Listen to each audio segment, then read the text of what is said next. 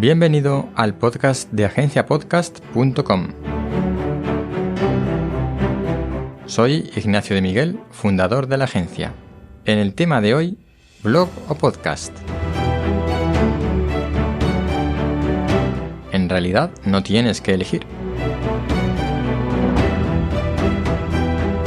Probablemente no te has parado a pensar que un blog y un podcast son lo mismo. Desde el punto de vista de contenido, el blog es contenido periódico, regular y de valor para tus clientes potenciales y tu sector de referencia. El podcast son contenidos periódicos, regulares y de valor para tus clientes potenciales y tu sector de referencia. ¿A qué parece lo mismo?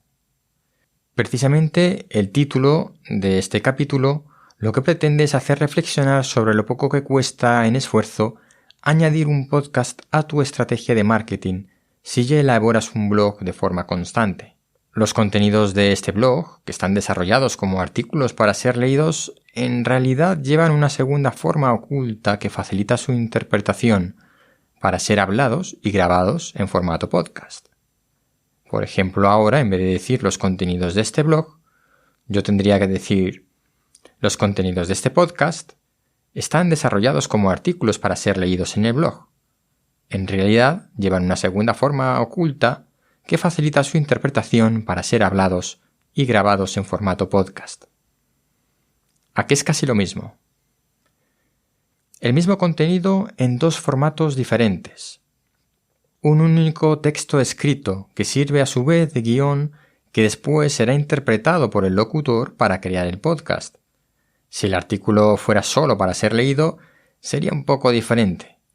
Y si fuera solo para ser escuchado, sería bastante diferente. Lo que estoy haciendo es una redacción optimizada para ser leída y a la vez interpretada para ser locutada, y que el mismo texto me sirva para las dos cosas. Así que tenemos en el blog el contenido del artículo y, además, utilizo prácticamente el mismo texto para locutar el podcast. Es cierto que a un podcast le añadimos otras cosas además de la voz, como música de entrada, una presentación, un cierre final, etc. Pero la parte importante, que es el contenido, no la forma, es el mismo. Los que graban los podcasts en solitario y a partir de la lectura de un guión perfectamente trabajado, no podrán reutilizar ese texto en forma de artículo escrito, porque no hablamos como escribimos. Para todos los que interpretan un guión, que siguen un esquema pero no tienen todo el guión escrito, sí que pueden aprovecharlo. En este punto tengo que recomendar fervientemente que no leas el texto de tu podcast. Has de ser muy bueno para que no se note que lo estás leyendo. A la mayoría de los que leen un texto en un podcast se les nota y queda poco natural, poco empático. Probablemente a mí mismo hay veces que se me nota que estoy leyendo un guión. Bueno, pues eso tengo que mejorarlo. Los locutores de televisión o radio son un buen ejemplo de lectura sin que lo parezca y de interpretación del guión con la expresión y la palabra natural del momento, para que no suene preparado ni de forma poco natural. Si te has planteado comenzar un podcast, piensa si te merece la pena comenzar a la vez con el blog. De hecho, es altamente recomendable que tu podcast tenga web propia donde vayas publicando cada capítulo del podcast, al menos con un resumen. Y eso es simplemente un blog de contenidos. Dependiendo de lo elaborado de tu guión, el resumen será precisamente eso, un resumen, o puede ser un artículo escrito sobre el cual has basado la locución del podcast, que es lo que estoy haciendo yo ahora en este podcast de la agenciapodcast.com.